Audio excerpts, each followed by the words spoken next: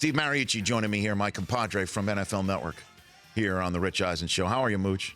I'm good, Rich. What's your favorite Rocky show? I'm gonna go one.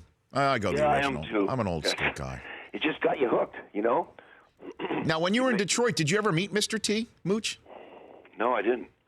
Never? I met Kid Rock, but not Mr. T. What was that, Mooch? What was that Mooch Kid Rock summit like? His name is Bobby Ritchie, and he's from Romeo, Michigan, and he actually played at the same high school one of my teammates did. So he was always around, though. He had basketball, football, and he's become a friend. Yeah. What do you mean your teammate? From Canada or from where? What teammate? What'd you say? What teammate? Which team? You said my teammate. What team you're talking about that Kid Rock played on? Oh, my one of my teammates that I played with. Yeah. Was at the same high school as him. Okay, well, what team is what I'm saying? The Northern Michigan University. Yeah, we made a change in coaching this year. Did we wake you? Anybody in mind? Did we wake you today, Steve? Did we wake you? Yeah, sort of. No, I'm just getting going here. Yeah, but I like Rocky 1 too. You know, you got to introduce to Butkus and Adrian and everybody, all the characters. Okay, they're Butkus the dog. And his turtles, Cuff and Link. Okay, Cuff and Link, the turtles. Okay. Steve Mariucci from the Northern Michigan joining me here on the Rich Eisen Show. I just said that Jason Garrett should be Coach of the Year as of right now. Who would you name Coach of the Year if I gave you that opportunity? Did you see him on Prime last night? Garrett? No, I missed that. Mooch, how do you stay up that late? Well, I didn't. But we showed it on highlights. I stayed up enough to watch highlights because I did it. Okay? Yeah, right, exactly. And so we showed it, and because Dion taped some of those right after they win. Sure. And Jason Garrett was like, he had this personality all of a sudden. It was unbelievable. You know, he was down there as a quarterback when Dion was playing defense, and they were just yucking it up. It was awesome. Well, I guess it's good to be 9-1, but who would your Coach of the Year be if I gave you the choice? Yeah, it would be him. Bill Belichick is a candidate just about every year, and he's done a great job with that team without Brady and with Brady and everything. But Jason Garrett, I don't know who's had a coach, a rookie quarterback and a rookie tailback, and have all kinds of suspensions early on defense and all the things they went through, and they looked like the perfect team. It's amazing. And then, you mentioned again that you see the personality, and I mean, you just know the pressures that go into coaching very well. And then there's the news that Bruce Arians hospitalized due to chest pains moments ago. Tyrann Mathieu tweeting out that I just got a text from my man BA. He'll be okay. And then a hashtag built to last is what he sent out there. Geez, I didn't hear that, Rich. Wow. Yes. So, I mean, but did you ever make yourself sick over the pressures of coaching? Yeah, I was sick. Never missed a day of work in my life, but you get sick, and sometimes you get not just the flu. Okay, sometimes you just get sick and down and to a point where it's hard to pull out of it, and you got to be a little bit of an actor to show up at your press conferences and in front of your team, because you have to stay optimistic and you have to be positive and you have to appear like you are doing great, and so. You go through ups and downs, and it's very emotional. Yeah, sometimes when you're going through some things, especially on a losing run, man, it's tough. Yeah, and then that game yesterday, Arizona and Minnesota, what a huge game. Difference between 5-4-1, and obviously in Minnesota, difference between 6-4 and 5-5. That might be something we talk about for weeks to come. I know, like in Minnesota, I know both coaches, Mike Zimmer and Bruce Arians, but both of them had to win that game, and the Vikings win it. They score every way you can, with a rushing touchdown, a pass reception, a kickoff return, a pick six, complete team win because they're so banged up on offense. And that's the way they're going to have to do it, just find more ways to score and make short fields for that offense. So it just that's what makes this NFL so interesting. So many teams. There's going to be 20-some teams into it late in December, and that's what's so compelling. Steve Mariucci joining me here on the Rich Eisen Show. What's it like coaching on Thanksgiving Day?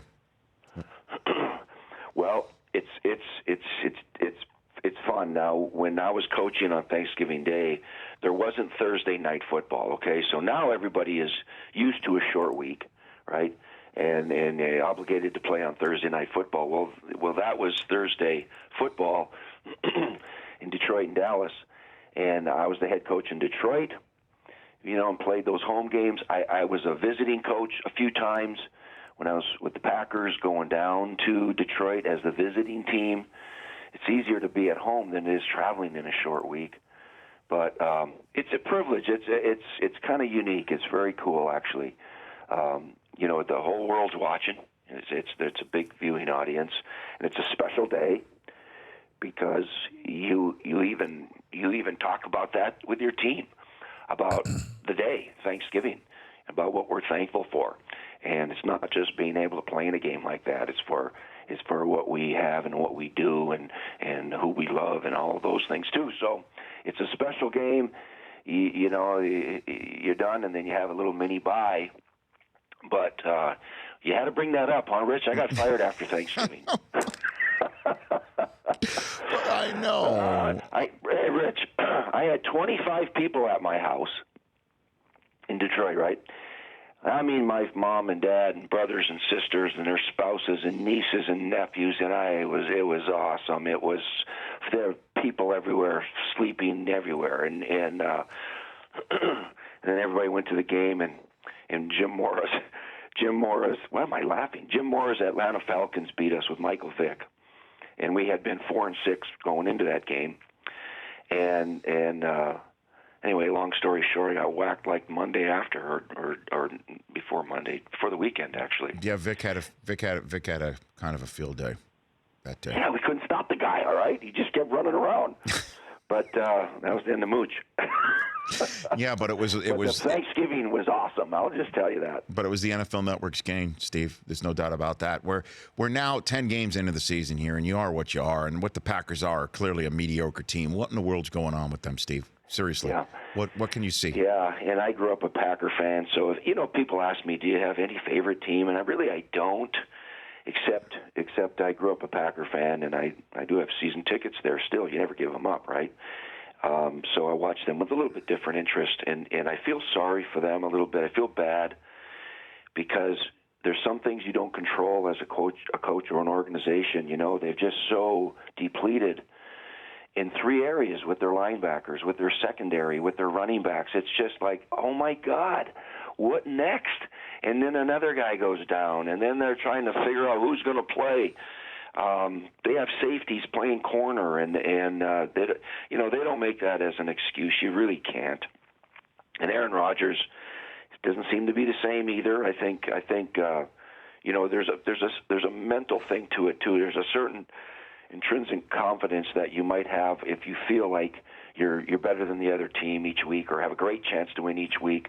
But I think it's starting to add up on them, and it's like, man, we got to play out of our minds to win these games because we have so many new guys in different spots, and so Aaron Rodgers is pressing, and they're just not the same. So before I let you go, Steve Mariucci, Chris Command Center on Thursday Night Football, Mariucci tells a story about Tony Romo. Texted him, okay? Yeah. You texted Romo, right, Steve? Right? Yes, you texted him? Okay. And then you tell the story, and then the story as it went, he texted you back, right, Steve? Yeah. Okay. Yeah. Do you want me to tell the story, or are you telling it? Well, no. We're both telling it in a way, okay? Because you started it, and then I kind of finished it. So go ahead, you start it, Steve. Go ahead, you start it. Well, I think we all saw Tony Romo's concession speech, right? Yes, what good calling at that. Well, but yes, he was great. I told him, fans around the country really, really learn to appreciate who you really are. But anyway, I didn't have his number for some reason. I had the wrong number, so I texted Kurt Warner. For those of you who are listening, Kurt Warner, and he texted me back with Tony's contact. He goes, "I got this from Michael Irvin." And I tried it, though, and I don't know if it's the right one because I tried it and never texted me back. So, so I texted him, and he texted me back, and then, as the story goes, you texted him. Well, no, the story goes is you then told us this part in the green room of Thursday Night Football after halftime in Carolina. Yeah. And you're like, hey, but I got the number from Kurt Warner, and he never texted him back. And Irvin starts laughing, and I'm like, well, he texted you back, right, Mike? He starts laughing. He did. So then we're in the game day morning meeting on Saturday. Kurt's not there because he's with his son, who's checking on some colleges to go, by the way, play for. Anyway, at Harvard. He was at Harvard. Oh, Harvard, yes, Yale. I know. He was at the Harvard-Yale game. But anyway, long story short, I'm like, why don't you give me his number? I'll just, because I wanted to text him the same thing you did, Steve. Yeah. And see what happens. Tell the story. I texted him. I'm waiting there in the meeting. I'm staring at it to see the 3 dots to see if it's going to text him back. Nothing. 5 hours later, I got one. So Kurt still was odd man out. Lucky you got one because we were going to get you. It's fine. No, that's fine. We're going to get you good. We brought it up on game day morning right in the 4th hour, Yeah, right I on saw live that. TV. That's when I started watching. Affected him. I think he's still feeling really bad about that. God, he must hate me. I must have did an XO on him and just ripped him apart one time. It's so good. All right, Mooch, I'll see you Thursday. All right, see you Thursday. You got it. It's Mariucci. The Rich Eisen Show, weekdays at noon Eastern on Audience.